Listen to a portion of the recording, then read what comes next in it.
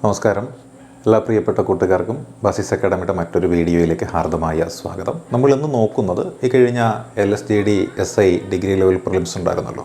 അപ്പോൾ അതിൽ എക്കണോമിക്സിൻ്റെ മേഖലയിൽ നിന്നും 5 ചോദ്യങ്ങളുണ്ടായിരുന്നു. ഈ 5 ചോദ്യങ്ങൾ വന്ന മേഖല വളരെ വ്യക്തമായിട്ട് നമുക്ക് മനസ്സിലായി. ഒന്ന് ഫിസ്ക്കൽ പോളിസിയിൽ നിന്നും വന്നു, മറ്റൊന്ന് മോണിറ്ററി പോളിസിയിൽ നിന്നും വന്നു. പിന്നീട് വന്ന ഒരു ചോദ്യം എന്ന് പറയുന്നത് ഇൻഷുറൻസുമായി ബന്ധപ്പെട്ടുകൊണ്ട് പഞ്ചവത്സര പദ്ധതികളെ കണക്ട് ചെയ്ത് ചോദിച്ചൊരു ചോദ്യമായിരുന്നു അടുത്ത ചോദ്യം എന്ന് പറയുന്നത്. പിന്നെ ഇതൊരു ചോദ്യം എന്ന് പറയുന്നത് നാഷണൽ ഇൻകവുമായി ബന്ധപ്പെട്ടുകൊണ്ടുള്ള ഒരു കോൺസെപ്റ്റിൽ നിന്നായിരുന്നു. പിന്നെ വന്ന 5ാമത്തെ ചോദ്യം എന്ന് പറയുന്നത് കറൻറ്റ് അഫയേഴ്സുമായി ബന്ധപ്പെട്ടുകൊണ്ടുള്ള ലേബർ ആൻഡ് എംപ്ലോയ്മെൻറ്റ് എന്ന് പറഞ്ഞൊരു മേഖലയിൽ നിന്നുമാണ് ചോദ്യം വന്നത്. അപ്പോൾ ഫിസ്ക്കൽ പോളിസിയും മോണിറ്ററി പോളിസിയും ഒക്കെ പഠിച്ചു കഴിഞ്ഞാൽ, പഞ്ചവത്സര പദ്ധതിയും പഠിച്ചു കഴിഞ്ഞാൽ ആ ഏരിയയിൽ നിന്ന് ചോദ്യം വന്ന് നമുക്ക് ട്രാക്കിൽ ചെയ്യാനായിട്ട് പറ്റുന്നതാണ്.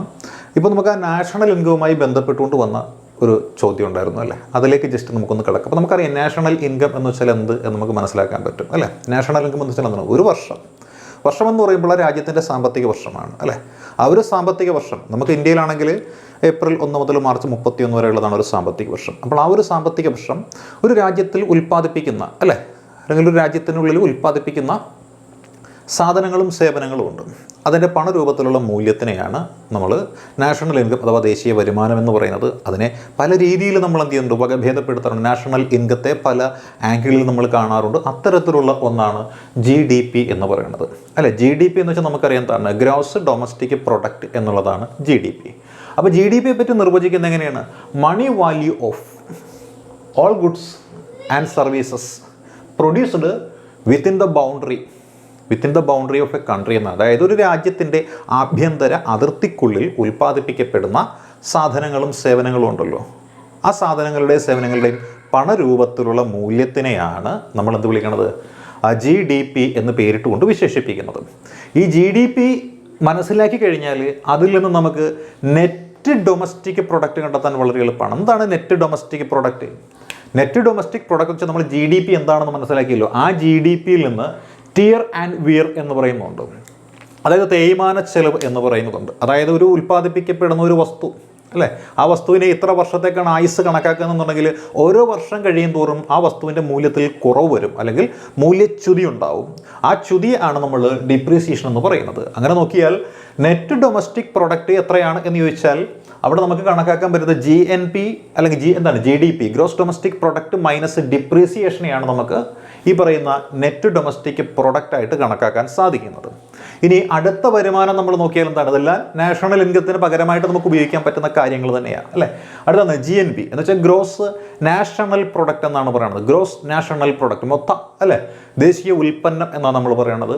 ഇത് മൊത്ത ആഭ്യന്തര ഉൽപ്പന്നം അല്ലേ, ഇത് അറ്റ ആഭ്യന്തര ഉൽപ്പന്നം, ഇത് മൊത്ത ദേശീയ ഉൽപ്പന്നം നെറ്റ് അല്ലേ. അതാണ് ഗ്രോസ് നാഷണൽ പ്രൊഡക്റ്റ് എന്ന് പറയുന്നത്. അപ്പോൾ ഗ്രോസ് നാഷണൽ പ്രൊഡക്റ്റ് എന്ന് വെച്ചാൽ നമ്മുടെ GDP, അതായത് മൊത്ത ആഭ്യന്തര ഉൽപ്പന്നം, അതിൻ്റെ കൂട്ടത്തിൽ എന്ത് ചെയ്യണം, ഇൻകം ഫ്രം എബ്രോഡ്, വിദേശത്ത് നിന്ന് നമ്മുടെ നാട്ടിലേക്ക് ഒഴുകി വരുന്ന പണം ഉണ്ടാവും അല്ലേ. വിദേശത്ത് നിന്ന് പണം വരിക എന്ന് പറയുമ്പോൾ വിദേശത്ത് ജോലി ചെയ്യുന്ന ആൾക്കാർ ഇങ്ങോട്ടേക്ക് നിക്ഷേപിക്കുന്ന പണങ്ങളാവാം അല്ലേ. അപ്പം അത്തരത്തിൽ നമ്മുടെ രാജ്യത്തിൻ്റെതായ രീതിയിൽ വരുന്ന വരുമാനം, വിദേശത്ത് നിന്ന് വരുന്ന വരുമാനം, അതുകൂടി നമ്മുടെ ആഭ്യന്തര ഉൽപ്പന്നത്തോട് കൂടി കൂട്ടിച്ചേർക്കുമ്പോഴാണ് നമുക്ക് GNP എന്ന ഗ്രോസ് നാഷണൽ പ്രൊഡക്റ്റ് എന്ന മൊത്ത ദേശീയ ഉൽപ്പന്നം നമുക്ക് കിട്ടുന്നത്. ഇനി ഇതിൽ നിന്ന് നെറ്റ് നാഷണൽ പ്രൊഡക്റ്റ് അഥവാ അറ്റ ദേശീയ ഉൽപ്പന്നം കണ്ടെത്തണമെന്നുണ്ടെങ്കിൽ ചെയ്യേണ്ടുന്ന കാര്യം എന്താണ്? അത് GNP എന്ന് പറയുന്ന ഇതിൽ അല്ലേ, അതിൽ നിന്ന് കണ്ടെത്തിയാൽ മതി, ഡിപ്രീസിയേഷൻ കുറച്ചാൽ മതി. അതായത് വിദേശത്തുനിന്ന് വരുന്ന ഉൽപ്പന്നം ഉൾപ്പെടെയുള്ള, വിദേശത്തുനിന്ന് വരുന്ന വരുമാനം ഉൾപ്പെടെയുള്ള നമ്മുടെ GDP ആണ് GNP എങ്കിൽ ആ GNPയിൽ നിന്നും ഓരോ വർഷവും ഉണ്ടാകുന്ന അല്ലെങ്കിൽ ഓരോ വസ്തുവിൽ ഉണ്ടാകുന്ന മൂല്യച്യുതി അഥവാ തേയ്മാനം കുറച്ച് കഴിഞ്ഞാൽ നമുക്ക് കിട്ടുന്ന സാധനമാണ് ഈ പറയുന്ന NNP എന്ന് പറയുന്നത്. ഇനി ഇതുമായി ബന്ധപ്പെട്ടുകൊണ്ട് ചോദ്യം വരാൻ സാധ്യതയുള്ള മേഖല എന്ന് വെച്ചാൽ എന്താണ്? ഫാക്ടർ കോസ്റ്റ് അല്ലേ. ഫാക്ടർ കോസ്റ്റ് ചോദിക്കും, അതല്ലെങ്കിൽ മാർക്കറ്റ് കോസ്റ്റ് ചോദിക്കും. അപ്പോൾ എന്താണ് ഫാക്ടർ കോസ്റ്റ്, എന്താണ് മാർക്കറ്റ് കോസ്റ്റ് എന്ന് നമ്മൾ ജസ്റ്റ് ഒന്ന് അറിഞ്ഞിരിക്കുന്നത് നല്ലതാണ് അല്ലേ. ഫാക്ടർ കോസ്റ്റ് എന്ന് വെച്ചാൽ സിമ്പിളാണ്, പ്രൊഡക്ഷൻ കോസ്റ്റാണ്. ഒരു വസ്തു ഉൽപ്പാദിപ്പിക്കുവാനായിട്ട് ആവശ്യമായി വരുന്ന ചെലവുകളാണ് ഫാക്ടർ കോസ്റ്റ് അഥവാ പ്രൊഡക്ഷൻ കോസ്റ്റ് അഥവാ ഇൻപുട്ട് കോസ്റ്റ് എന്ന പേരിൽ അറിയപ്പെടുന്നത്. ഇവിടെ എന്തൊക്കെ വേണ്ടി വരും? ഒരു തൊഴിലാളി നിർത്തിയാൽ കൂലി കൊടുക്കുന്നുണ്ട്, അപ്പോൾ ലേബറിന് കൂലി കൊടുക്കേണ്ടതായിട്ട് വരും അല്ലേ. ആ ഫാക്ടറി വാടകയ്ക്കാണ് പ്രവർത്തിക്കുന്നുണ്ടെങ്കിൽ അതിന് റെന്റ് കൊടുക്കേണ്ടതായിട്ട് വരും അല്ലേ. അവിടെ വൈദ്യുതി ഉപയോഗിച്ചാണ് പ്രവർത്തിക്കുന്നത് എന്നുണ്ടെങ്കിൽ പവറിനുള്ള കാശ് കൊടുക്കേണ്ടതായിട്ട് വരും. റോ മെറ്റീരിയൽ വാങ്ങിയാണ് ഉപയോഗിക്കുന്നുണ്ടെങ്കിൽ റോ മെറ്റീരിയലിന് കാശ് കൊടുക്കേണ്ടതായിട്ട് വരും.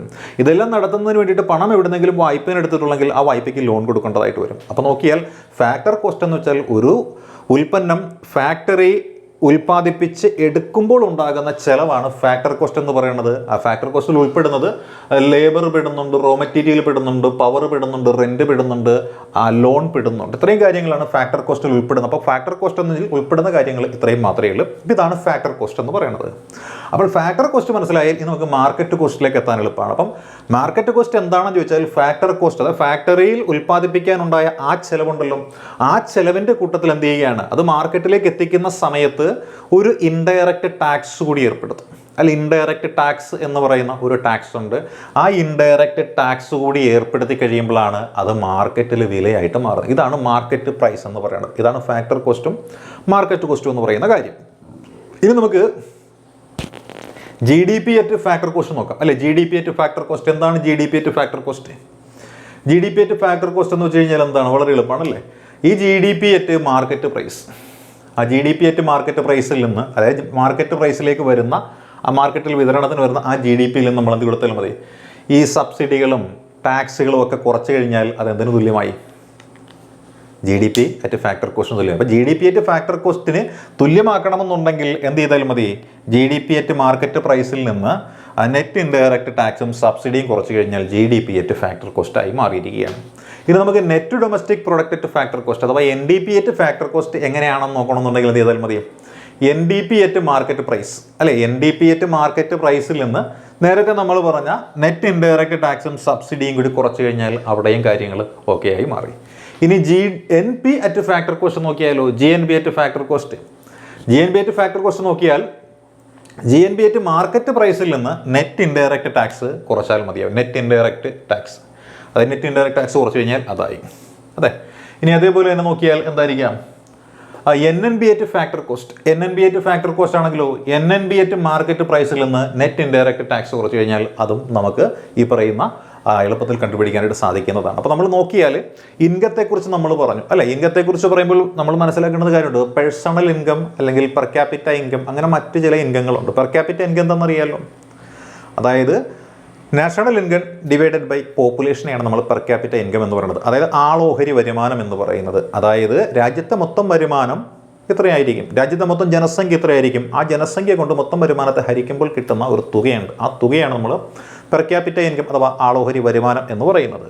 ഇനി നമുക്ക് നോമിനൽ ഇൻകം എത്രയാണെന്ന് നോക്കാം. നോമിനൽ ഇൻകം എന്താണ്? നോമിനൽ ഇൻകം ഒരു വ്യക്തിയുടെ കയ്യിൽ കിട്ടുന്ന കാശിനെയാണ് നമ്മൾ നോമിനൽ ഇൻകം എന്ന് പറയുന്നത്. അപ്പോൾ നോമിനൽ ഇൻകം എന്ന് വെച്ചാൽ എന്തായിരിക്കും? Get in hand the money, അല്ലേ, get in a person's hand, അതിനെയാണ് നമ്മൾ എന്ത് വിളിക്കുന്നത്? നോമിനൽ ഇൻകം എന്ന് വിശേഷിപ്പിക്കുന്നത് അതിനെയാണ്.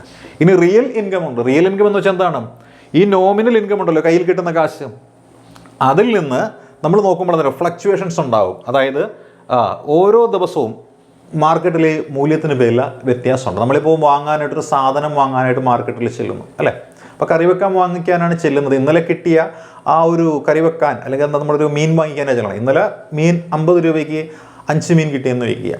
എന്ന് ചെല്ലുമ്പോൾ 4 മീനേ കിട്ടിയുള്ളൂ എന്നുണ്ടെങ്കിൽ എന്തായി? ആ വ്യത്യാസം ഉണ്ടായില്ലേ? അത് തന്നെയാണ് ഇവിടെ ഉദ്ദേശിക്കുന്നത്. അതായത് റിയൽ ഇൻകം എന്ന് വെച്ചാൽ നോമിനൽ ഇൻകം മൈനസ്, അല്ലേ, അല്ലെങ്കിൽ എന്താ നോമിനൽ ഇൻകത്തിൽ നിന്ന് തുറക്കണം present day rate of inflation. അതായത് ഓരോ ദിവസത്തെയും ഉണ്ടാകുന്ന മാർക്കറ്റിൽ ഉണ്ടാകുന്ന ഫ്ലക്ച്വേഷൻ ഉണ്ടല്ലോ, അതനുസരിച്ചാണ് നമ്മൾ ഈ റിയൽ ഇൻകം കണക്കാക്കുന്നത്. അപ്പോൾ ഇന്നലെ കിട്ടിയ വരുമാനത്തിന് 5 എണ്ണം കിട്ടി, ഇന്ന് കിട്ടിയ വരുമാനത്തിന് 4 എണ്ണം കിട്ടിയുള്ളൂന്നുണ്ടെങ്കിൽ ഇന്നലെ കിട്ടിയ വരുമാനമാണ് കൂടുതൽ, ഇന്ന് കിട്ടിയ വരുമാനം നമുക്ക് കുറഞ്ഞുപോയി എന്ന അനുമാനത്തിൽ നമുക്ക് എത്തേണ്ടതായിട്ട് വരും. കാരണം ഇന്ന് 4 കിട്ടിയുള്ളൂ, ഇന്നലെ 5 കിട്ടിയതിന്. അപ്പോൾ ഇന്നലത്തെ 50 രൂപയ്ക്കായിരുന്നു മൂല്യം, ഇന്നത്തെ 50 രൂപയ്ക്ക് മൂല്യമില്ല.